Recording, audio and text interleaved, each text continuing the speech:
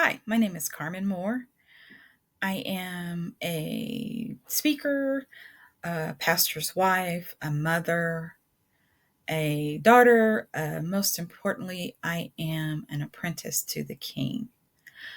When I'm speaking, my signature topics are blended, melded, and mixed together, where I focus on the nuances of a blended family. I also speak on living and loving in the grace of God and leadership from within, where I focus on leadership qualities of the individual to understand so that way you can work better with the group. So I'm talking about growth in the valley. What is growth in the valley? The valley experience, those times where you don't understand why, or maybe you do understand why you're where you are, but it seems like you're the furthest away from God that you could ever be. When I was preparing, it made me think about a time when I was being obedient, but I still felt like I was in a valley experience. It was one of the lowest times of my life. I had moved away and started what God told me, that leave your family and go to where I'm showing you. But I left a house and I ended up going to family's house, sleeping on their floor in the living room on a mattress. I was there for like 3 or 4 months and I just kept wondering why. Why, God? Why would you have me leave where I was to come to a place that I'm not as well off as I was doing? And I was being obedient. But during that time, it made me think about there were three things that I had to do. I had to pray, I had to surrender, and most importantly, I had to be resilient. Philippians 4 and 6 says, "Don't worry about anything. Instead, pray about everything.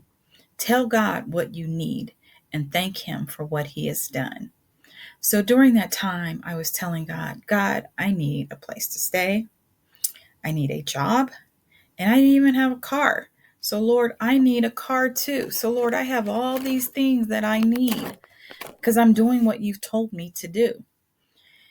1 Thessalonians 5 and 17 says never to stop praying. And so I had to learn that in this time, I had to always pray. And it was hard because I'm like, Lord, I'm doing what you told me to do. I know without a shadow of a doubt that you sent me on this journey. So why am I not? Why am I having a hard time finding a job? Why am I having a hard time finding a place? It was a really low time. My family was very supportive. My kids were still in the other town where I lived, and so they were okay. So I was just there, and God had taken me away to spend some time so I could grow, so I could have some gain in my life. Next, I had to surrender. And we always hear, oh, I already surrendered. Oh, I already surrendered. No, you didn't. Because you had that plan B in the back of your mind. You did not surrender. You surrendered this much, but you didn't surrender. God wants us to have total surrender to Him. He wants us to be like Jesus was in Mark 14:35 through 36, when He was on His way to the cross and He was like, Lord, not my will, but your will be done. Lord, I don't want to do this. This is way too much for me to handle, but not my will, your will be done. And that's what He's looking for us to do. That's what God is looking for us. That total surrender where we're not looking at plan A, plan B. No, we're looking at only at God's plan. That's when the total surrender comes. We have to humble ourselves, like James 4 and 10 says. We have to humble ourselves before the Lord.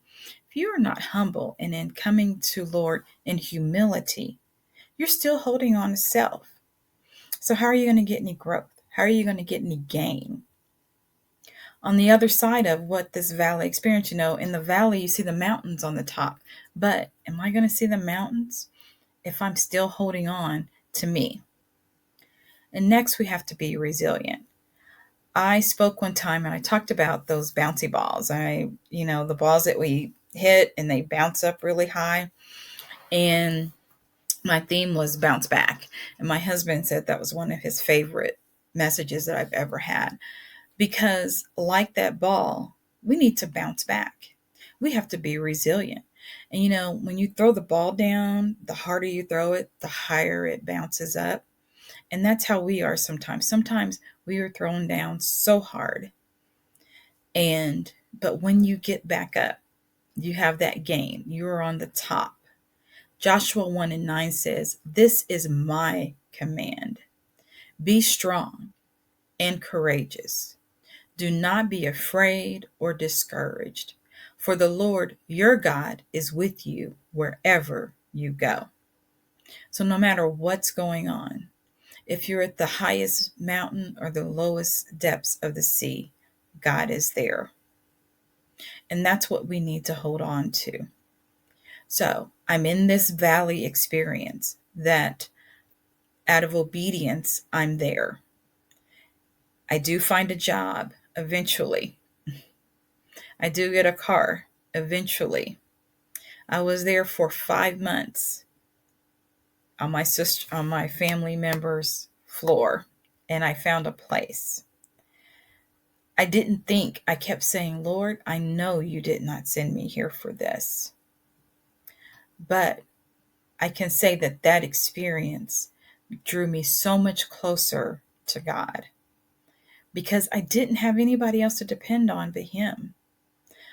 I was getting unemployment, so that's how I was able to have some money in my pocket. But I had no one else to depend on but God. I had no one else that to help me to find the right position for me so I could be stable for my children. I had no one else to help me find the right church but God. I had no one else to help me find the right home. And it just seemed like once that door opened, man, oh man, it opened. I was able to have a position, and this was 25 years ago, that I'm still really good friends with the owner of that company. As a matter of fact, when I left that company to start my own business, the owner asked me to consult for him for one of his other businesses. That's nothing but the favor of God. And we are still friends to this day. He is still a client of mine to this day. I met my husband during that valley experience. I was able to buy a brand new car. I had never owned a brand new car. It had like 1 mile on it, and that was the 1 mile the 2 miles that I drove it off the lot and test drove it when I purchased it.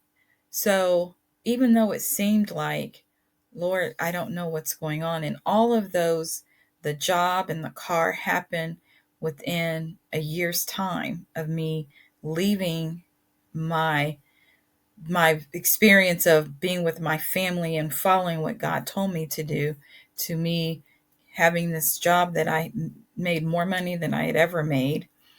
And my children were in a very good schools, and I also had a brand new car.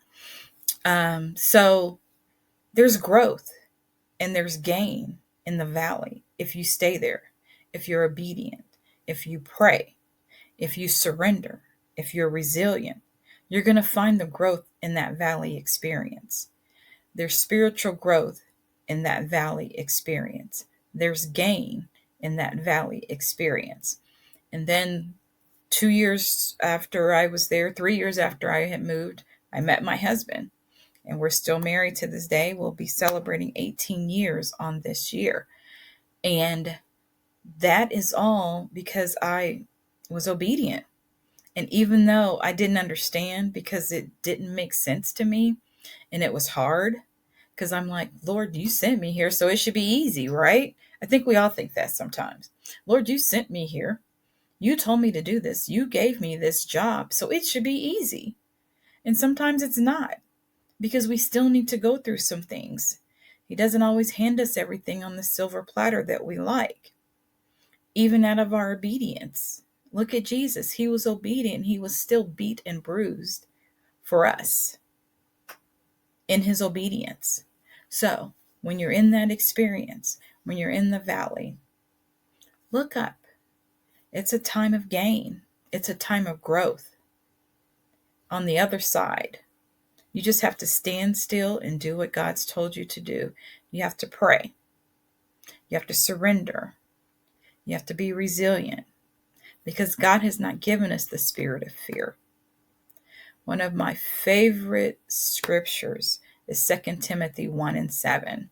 That's the first Bible verse I actually memorized that meant something that I could feel. For God has not given us the spirit of fear, but of power and of love and of a sound mind. So in this experiences of life, when you're having those valley experiences, when I was sleeping on the floor, on the mattress in the valley experience, I had to remember that God has not given me the spirit of fear. So even though it seemed hard for me, even though I didn't understand why, I still had to remember that I had power because I had it through him. And all I had to do was hold on. All I had to do was believe. All I had to do was pray.